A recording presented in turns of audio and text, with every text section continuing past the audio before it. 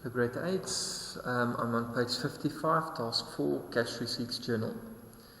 Okay, so we're going to record all the following transactions in the CRJ of this business called Shocking Electrics for the month of July. Okay, the left hand side is all the transactions, the right hand side is left hand side is the dates, right hand side is all the details on the transactions. Just want to point out that on day 7 and day 24 there's 2 transactions on each day that will affect the bank account. Okay, so the first one, the owner deposited 100,000 directly into the bank account of the business as a capital contribution.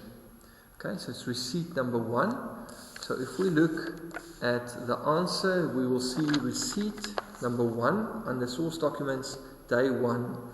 The person who deposited the money was Mr. Sparks, 100,000 in analysis, 100,000 in the bank, and then it's only one transaction on the day, so immediately in the bank account, and then under sundry accounts, and it's called capital.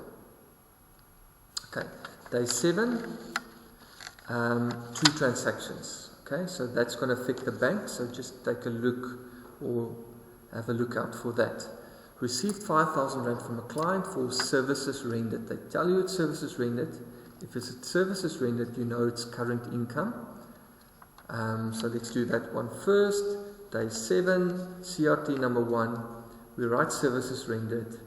5,500 under analysis. Nothing in the bank so far because there's another transaction to follow. We'll only deposit the money at the end of the business day. But this 5,500 is current income. Okay. The other transaction leased a portion of the business to Mr. Buck for 3.5. If you lease out a business, it's like renting out a business.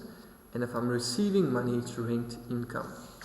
So on day 7, receipt number 2, day 7, Mr. E. Buck is the person who paid the money. 3,500 Rand in analysis. And now at the end of day 7 we add the 2 together to get to the 9,000. 9,000 in the bank, and what was this 3,500? It was rent income, so we put the 3.5 at the back here as well. Now 9,000 in the bank, it is these two amounts together, 5.5 plus 3,500 Rand to get to that 9,000 Rand. Okay.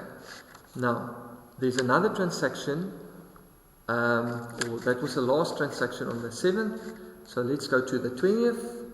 Installed electric gates for a client and charged 4,600 Rand.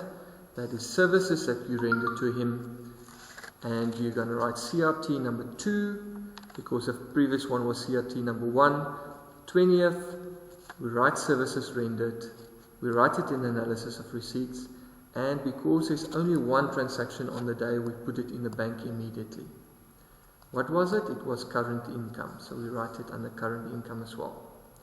The last thing we need to do is day 24, the owner decided to increase his capital contribution. Remember, there's 2 transactions here. Now his previous capital contribution was 100,000 Rand, so now 5% of the 100,000 will give me the 5,000. Now, he issued a check for this amount, and now a receipt must be handed out to him. So day 24, the next receipt will be number 3, M. Sparks, 5,000 Rand over there. And what was it for? It was for capital. So we put the 5,000 capital at the back. The last thing that needs to happen, rewired a house for a client and received 2,300 Rand as a payment. Now we rendered the service here, so it's still on the 24th. So we're going to add it here, CRT number 3, because the previous one was CRT number 2, 24th, services rendered, 2,300 under analysis, and now it's the last day or the last transaction on the day. We add these 2 together to get to 7,300 Rand. Okay, and then we put it in current income over here, because this 2,300 is current income. So this is 2,300, that is 2,300. but here we add those two together to get to the bank total over there. And the last thing we need to do is we add it all together to get to 120,900 for the bank column. This is 12,400 under current income, and this is 108,500 under sundry. If we add these two together, we will get to the 120,900 over there. Okay, so to end off, remember all transactions where the business receives money are recorded in the cash receipts journal, and keywords for receipts will be received or issues a receipt for. So that was task number 4.